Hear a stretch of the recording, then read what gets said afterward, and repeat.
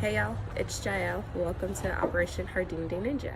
This is a gardening channel about gardening in Central Texas. I live in East Austin with my husband and two dogs, and I wanted to start this channel to kind of get into the basics of gardening. Nature is gonna nature. Doesn't matter kind of what we do. You can look back in history and see that no matter where mankind has built up structures, nature still finds a way to come in. And so I just want to try to mitigate the fallout and reap some of the benefits and eat some of the food that nature provides. So what I wanted to do is kind of get into the basics and the fundamentals of gardening.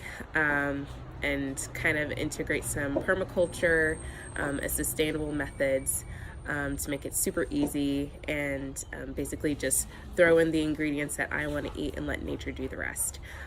So I hope you enjoy. I think this is going to be really fun, and today's first video is going to be about literally starting from the ground up. We just got a delivery of about 55 bags of mulch, and it's here the first of the year. And so we want to be able to kind of set a solid foundation for all the great stuff that we're going to be growing throughout the whole year. Central Texas is really awesome because it has kind of a Mediterranean climate, and you can pretty much grow things all year round. Here in winter, we're actually about to start planting greens, your spinaches, your mustard greens, peas, things that don't usually grow very well in the heat of Central Texas because they get really bitter, but it's about 40 degrees. It's pretty mild. So I want to start getting some of that lush leafy vegetables in so we can start eating them. And we can also do our root vegetables, radishes, carrots, beets, parsnips, turnips, things like that, because the ground will be really cool. And you can plant them straight into mulch. You can also throw in some natural amendments like clover and rye and things that are going to naturally kind of break the soil down, make it a little easier for the plants to access the nutrients so that you have really nutrient-dense fruits and vegetables to eat all year round. So we're going to kind of get into the basics of that, starting with unloading all of these bags of mulch. I hope you enjoy. Say hello, Atticus.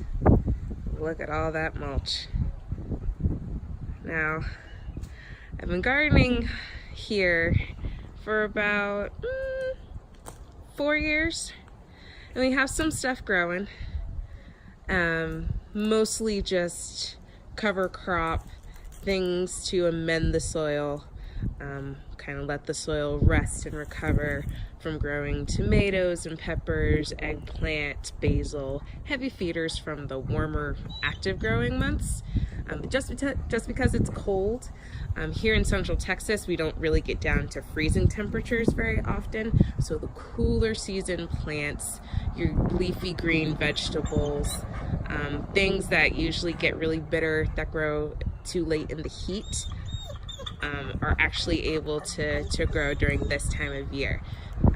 You can get lettuces up within the month because they start producing fairly quickly, and so we're pretty much just going to start integrating all sorts of elements of nature in permaculture practices and sustainable methods, things that I've kind of researched, and apply them to my backyard. Get it. Atticus in his rock pit. I'm so excited, y'all. This is gonna be so much fun. Okay, let's take you about where I want to start mulching. So I tried using the wheelbarrow, but it was too cumbersome. So I just started lifting the bags and moving them into place one by one. It was a workout. They were about 30 pounds each. But I find it very cathartic and grounding to use my body to like literally terraform, move dirt and plant matter from one side to the other. So I ultimately really enjoyed doing it.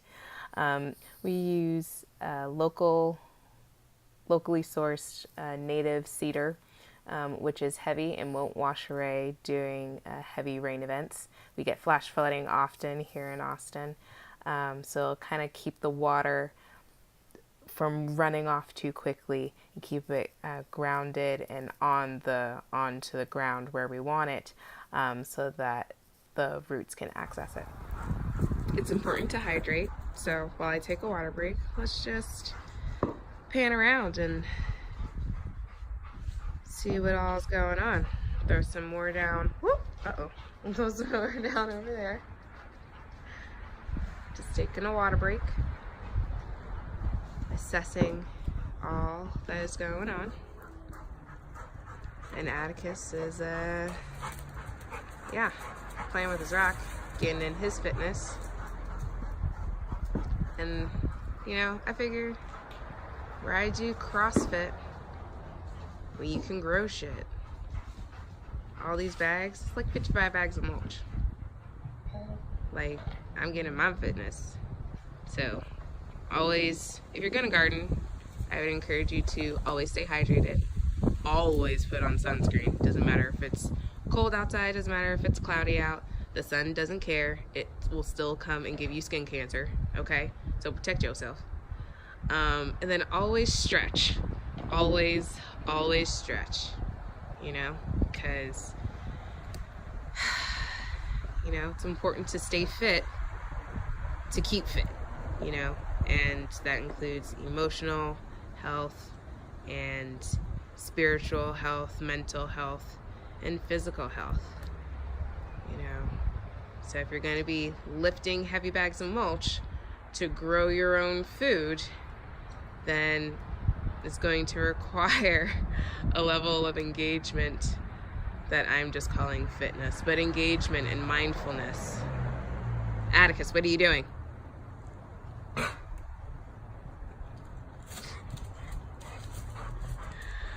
It'll take a level of engagement to keep up with it consistently, because that's where the beauty comes in.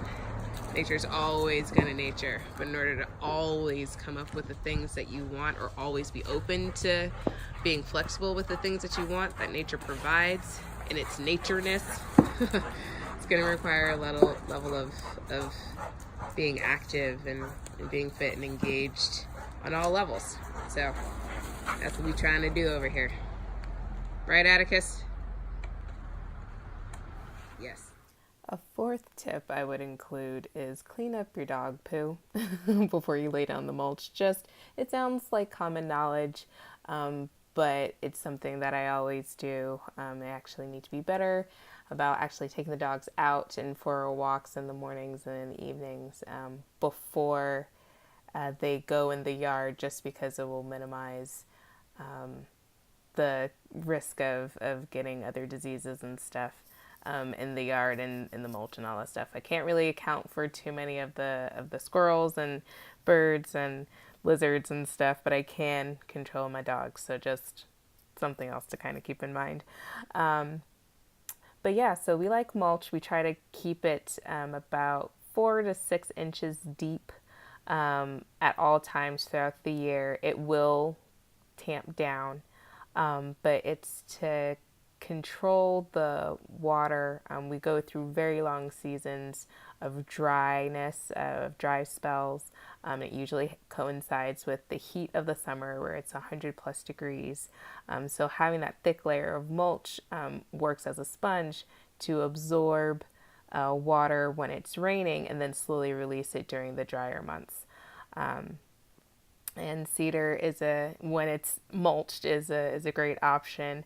When it's blooming and stuff, the allergies kind of get ridiculous here in Austin and Central Texas. But when it's mulched, it does a really good job. It'll also help keep the mosquitoes down as well, because it has a very citrus scent to it. So we like it a lot.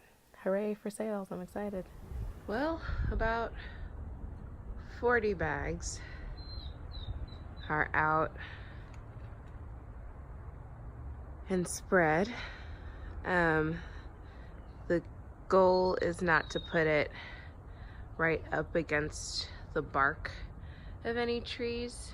That way it doesn't promote rot on the actual living tree, but enough to provide a little bit of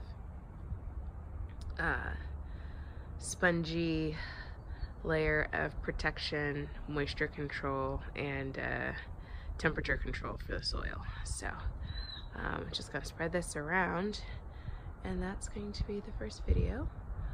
We'll come back through and plant some stuff into the mulch in a little bit.